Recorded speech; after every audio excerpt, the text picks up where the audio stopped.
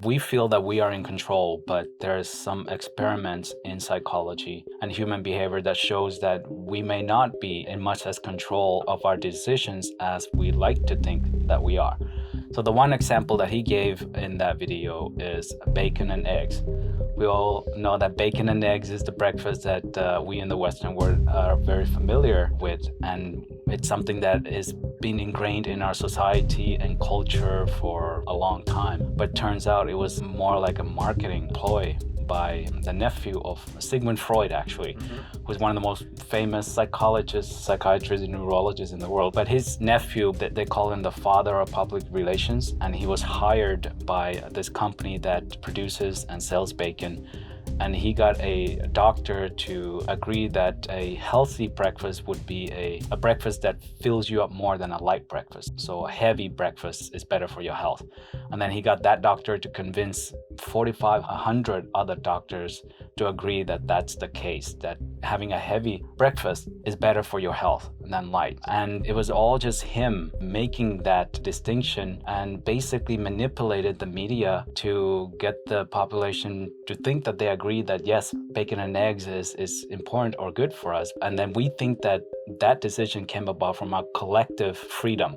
Everybody just deciding that bacon and eggs because my neighbor had it, my parents had it, and I grew up on it. But it's not. It's actually just this one guy who, through marketing and media, like it was a very strategic way to market that. Same thing with De Beers diamonds. De Beers, yeah, that's something very similar. The whole engagement thing, getting a diamond ring. Marriage is forever, and then they hold the diamond ring. It had nothing to do with the diamond ring, but it just said marriage is forever. And then he saw the man sliding the diamond ring on the girl's finger, right? And then that became a norm, and part of our culture. And after generations, it just seems like that's a tradition that we held on to. And exactly. It's a gentleman does that, but actually it's not even such an old thing, giving an engagement ring or bacon and eggs. Well, it's an interesting thing because the whole idea of like a big breakfast, I guess it started back then as like a marketing thing, but today it's considered like common knowledge, like everybody knows you have to have a big breakfast. And when I tell people I don't eat breakfast, they're like, well, what's wrong with you, And it's funny because it makes you kind of think to yourself, like, how many things in our life are like that? Like, toothpaste, like brushing your teeth was started the same way as well, right? The way that they marketed Febreze for the first time was started the same way as well, right? Like brushing your teeth was just a way to sell toothpaste. It wasn't a thing that people did, I think, before. Like it's in the 1900s that people started brushing their teeth. It's so like how many things in our life, like the diamond thing, right, have come out that way, or like have started that way. Yeah. Right. So that's the question. If we have been quote unquote manipulated to thinking that we made that free choice of choosing to have bacon or eggs or giving engagement rings or whatnot because that's the norm, and that was the collective freedom of choice by groups of people or communities that then became the norm, but it wasn't. It was one or two individuals who came up with some sort of strategy for profit or for control, whatever the case may be, that it was them who actually made that choice for us. So the question then, I guess, what you're bringing up, Alan, is what other things about our behavior is not really of our own choice? And I think that's a pretty deep question. A little bit scary. You can see where the media is today. You just take a look at what happened down south with our neighbor in the United States with their elections and all the craziness happening there. And the media, I think, plays a big role in that, right? Of course. And I guess the message is the subconscious mind, that our brain processes some of these messages and they get ingrained into our thought patterns and it changes our behavior. Unless you're aware of them. And that's the thing. I think more and more people are becoming more aware of what subconscious marketing looks like. When you're unaware, subconscious marketing works very, very well.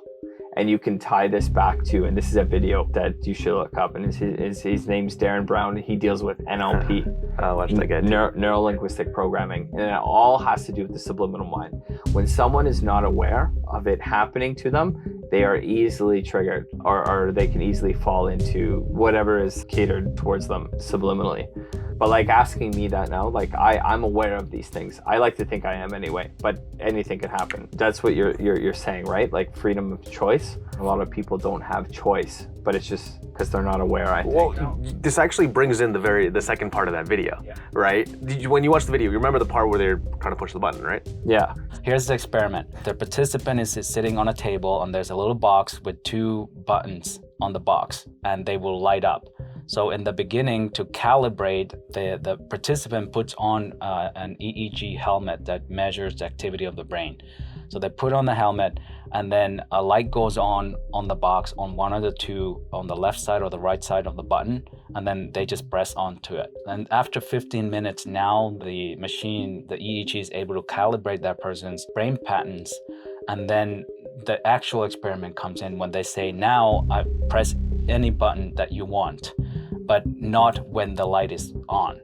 So the light is off, and the moment that participant is about to press the button turns red. So the machine can now predict that this person is about to press the button before they consciously thought about pressing the button, because the machine was now able to pick up their subconscious mind. So there's certain things that are happening in your brain before your conscious side of your mind is able to basically understand that you're making a decision. So the question is, how much of our decisions are actually made in our conscious mind, and how many of it, or how much of it is actually made in the subconscious mind? But that was the experiment. So yeah, go on. No, that's it's interesting because in a way it knows that you're about to realize that you want to push the button. And if that's true, then how many other things, which in the same question you asked, are figured out before we even know that we're going to do it? That has to do with nerve endings in the brain. But subliminal marketing, if we're on the same topic, telling you to do something, I think is completely different than what that machine is. No, but I think what it is it taps into that part of your brain where some of those decisions are made without you being conscious of it, right? Yeah. So in psychology, it's called priming. One experiment that comes to my mind about priming is they did an experiment at a liquor store or a wine store, and they play a certain type of music in the background.